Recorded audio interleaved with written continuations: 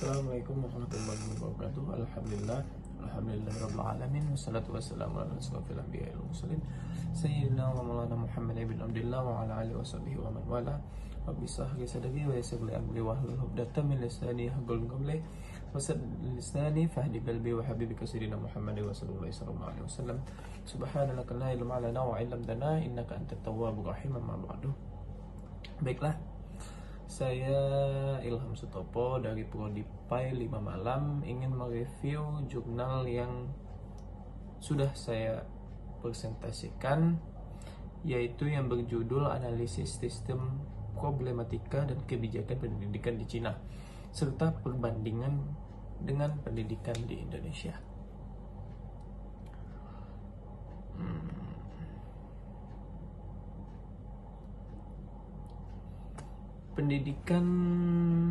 Pendidikan ini menjadi hal yang pasti sangat diperhatikan oleh pemerintah Cina, di mana di sana dikelola dengan SEDC dengan sangat baik, dengan tujuan untuk membuat masyarakat di sana sejahtera dengan mendapatkan haknya untuk belajar dimulai dari kecil hingga sampai dewasa sesuai dengan ketentuan yang berlaku.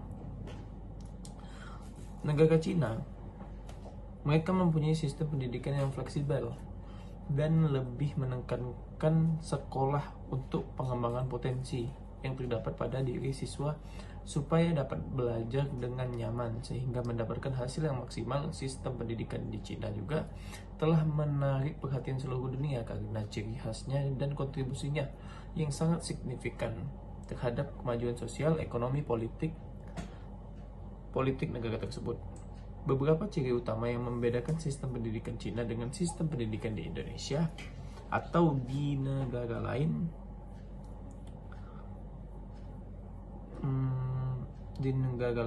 yaitu yang dijelaskan dalam jurnal ini.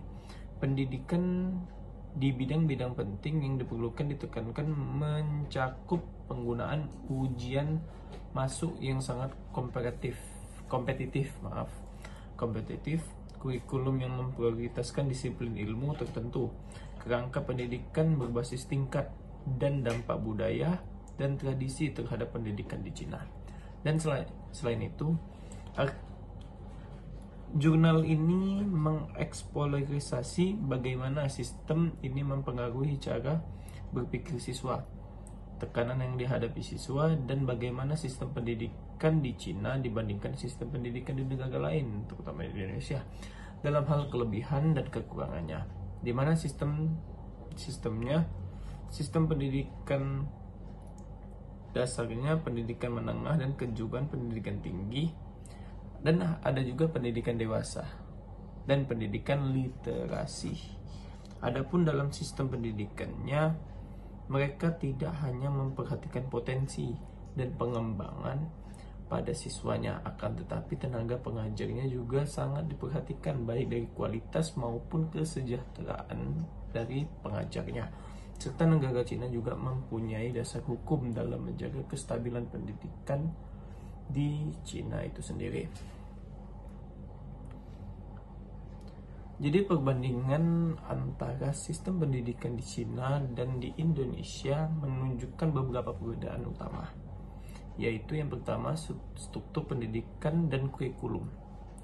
Cina memiliki sistem yang sangat terstruktur dan fokus pada penguasaan disiplin ilmu tertentu dan ujian kompetitif seperti Gaokao. Indonesia lebih fleksibel dengan kurikulum yang mengedepankan pendidikan karakter dan kompetensi, meskipun implementasinya bervariasi antar daerah, jadi berbeda. Dan yang kedua, ujian seleksi, ujian dan di Cina, ujian sangat menentukan masa depan siswa, menciptakan tekanan besar. Sedangkan di Indonesia, SBMPTN juga kompetitif tetapi tidak seketat di Cina. Kesejahteraan guru, ini yang ketiga. Cina lebih memperhatikan kesejahteraan guru dengan gaji pelatihan yang sangat baik, terutama di kota-kota besarnya yang di Cina. Sedangkan di Indonesia, meskipun ada upaya peningkatan distribusi kesejahteraan guru, masih tidak merata. Terutama di daerah terpencil masih mendapatkan gaji yang sangat-sangat minim. Dan yang keempat, pendidikan inklusif. Cina lebih terfokus pada pemerataan pendidikan, meskipun masih ada kesenjangan antara kota dan desa. Sedangkan Indonesia memiliki kebijakan inklusif, tetapi tantangan dalam akses pendidikan di daerah terpencil masih besar. Dan yang terakhir yaitu kebijakan pendidikan. Kebijakan pendidikan di Cina lebih fokus pada pengembangan ekonomi dan teknologi melalui pendidikan, sedangkan di Indonesia menekankan pada karakter bangsa dan keberagaman budaya. Jadi secara keseluruhan, Cina memiliki sistem yang lebih terstruktur, terfokus pada penguasaan akademik. Sementara di Indonesia lebih mengutamakan pendidikan inklusif dan keberagaman. Namun kedua negara masih menghadapi tantangan dalam pemerataan kualitas pendidikan, terutama di daerah-daerah terpencil. Baiklah, cukup sampai situ yang bisa saya review dari jurnal saya yang berjudul Analisis Sistem Problematika dan Kebijakan Pendidikan di Cina serta Perbandingan dengan Pendidikan di Indonesia.